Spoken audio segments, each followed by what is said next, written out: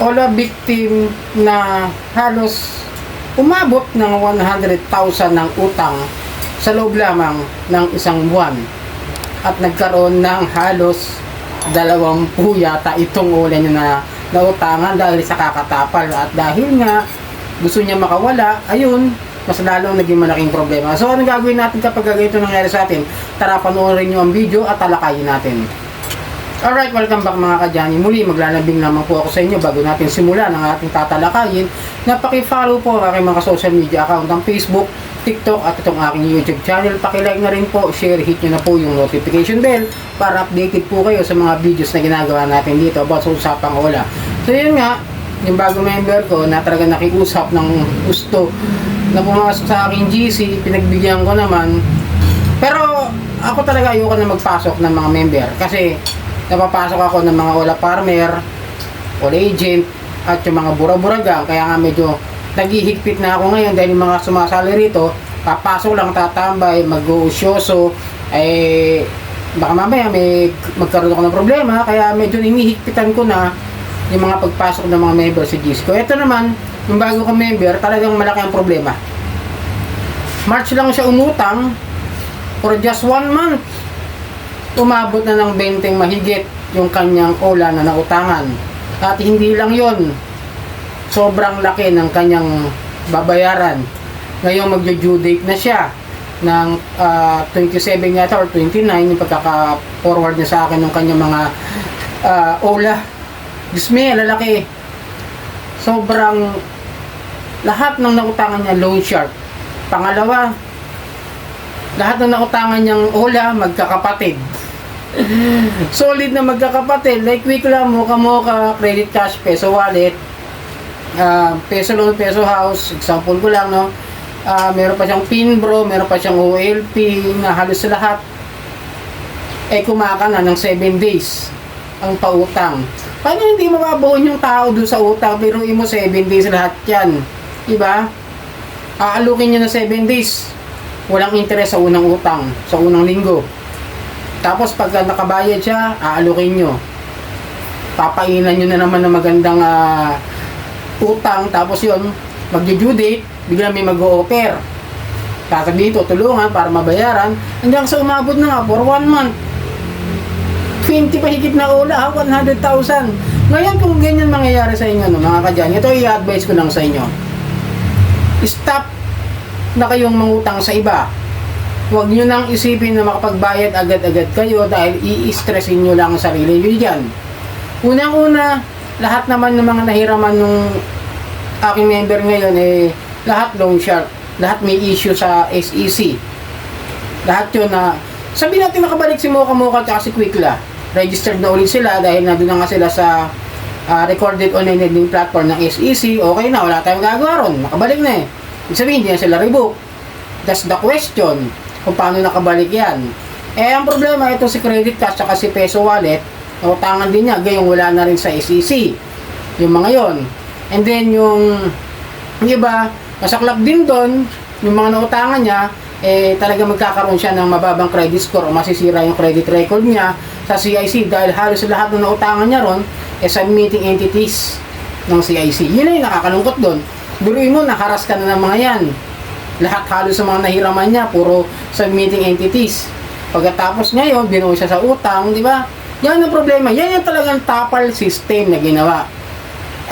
Yung tapal system niya is weekly siya ang nangutang dahil offer din naman ang offer. Yun ang paliwanag niya sa akin, din ang intindihan ko naman.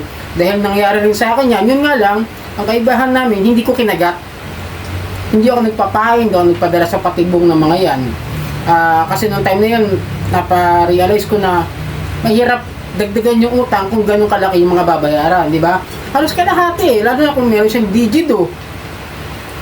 Yun ang pinakamasaklap. Meron siyang digido, meron siyang OLP, meron siyang Pinbro na halos pare-parehas ang laki ng mga interest ng mga yan. Kung papansin mo, para magkakapatid yung mga yan, di ba? Tapos, eto pa nga, mas matindi talaga sa lahat, yung mga may issue, yung mga na-raid. Actually, para sa akin naman, siguro para kung sakasakan ganyan, i-try muna na kausapin sa unang pagkakataon lang.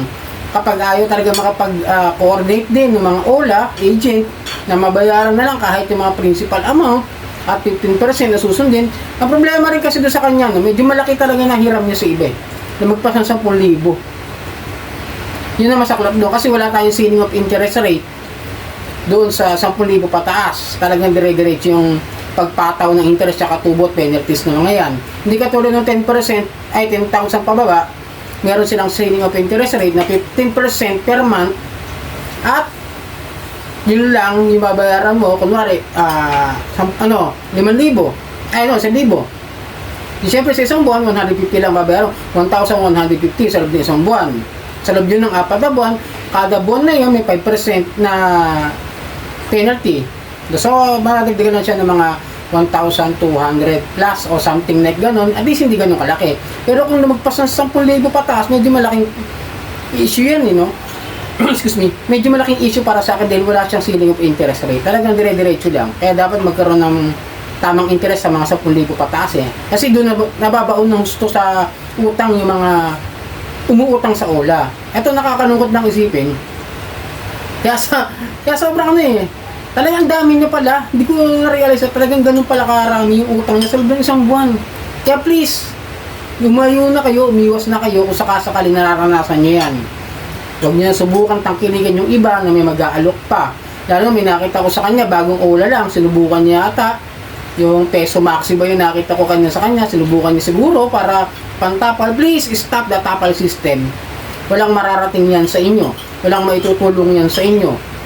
Imbis na makaahon kayo sa utang, for 7 days, lubog na kayo. Kaya nga medyo questionable na sa akin yung mga ginagawa ng mga OLA nito, ng mga leading companies online. SEC, no? Kinakato ko lang ulit kayo kung sakasakali. Wala ba kayo magagawang monitoring dito about doon sa mga 7 days na mga OLA na siyang nagpapabaon sa utang doon sa mga kliyente. Nawawala na yung essence ng 1 month Pati yung ibang mga legit na mga online lending apps, no, na dati na nahahawa. Example, si Cashalo wala namang problema, no. Mababa naman talaga yung tubo niya for 15 days. Ang problema lang, 15 days na siya. Ginagaya na rin ni Cashalo yung ibang OLA. Pero wala akong question doon sa kasi mababa naman. Actually, nakakapag-adjust yung tao. Pero yung 7 days na nangyayari, lilinawin ko lang, isa na naging issue na rin sa SEC. Tapos, ini-extend lang nila para magkaroon ng itawag din ng extension nila na ginagawa nila na hindi naman nababawas doon sa utang ng mga kliyenteng humihiram sa kanila. Yung tinatawag ng mga, di ba, yung payment, tawag doon, kung nasa isip ko talaga yung payment na yun, extension payment, partial payment, dyan, mga ganyan, na hindi naman nawawala yung utang. Laging principal amount, kung humiram ka na 5,000, babayaran mo siya ng 3,000 per month, pero yung utang mo 5,000 pa rin, at yung tubo, ganun pa rin. Diba? Parang hindi na siya lending parang nangyayari dagdag problema doon sa mga Pilipino na mangungutang dito sa mga OLA na yan. Tandaan nyo sana, imbis na makatulong sa mga Pilipino na nangangailangan ng pera in just case of emergencies or kung kailangan nila ng pampuhunan sa mga negosyo, o pandagdag sa mga panggasto sa bahay, ay hindi nakakatulong. Bukod ay kabaliktaran ay nakakalubog ng utang. So sana iwasan niyo yung tapal system na gano'n, no? Naawa doon ako kaya pinasok ko siya dito sa aking GC. Ito, sagot ko sa kanya dito, ginawa ko na lang ng video para ilahat na natin ng mga nanonood na iwasan yung tapal system. Lalo na kung makikita nyo malaki yung kanilang loan offer kasi malaki din yung kanilang penalties. So sana makatulong ang video ito na magkaroon kayo ng ideya na iwasan nyo yung mga ganyang 7 days na lang. Hanggat maaari, huwag tangkilikin. At muli, nakatulong sana ang aking video at maglalambing ako sa inyo na pakipollow po ang aking mga social media account, ang Facebook, TikTok at itong aking YouTube channel. Maraming pong salamat at hanggang sa muli.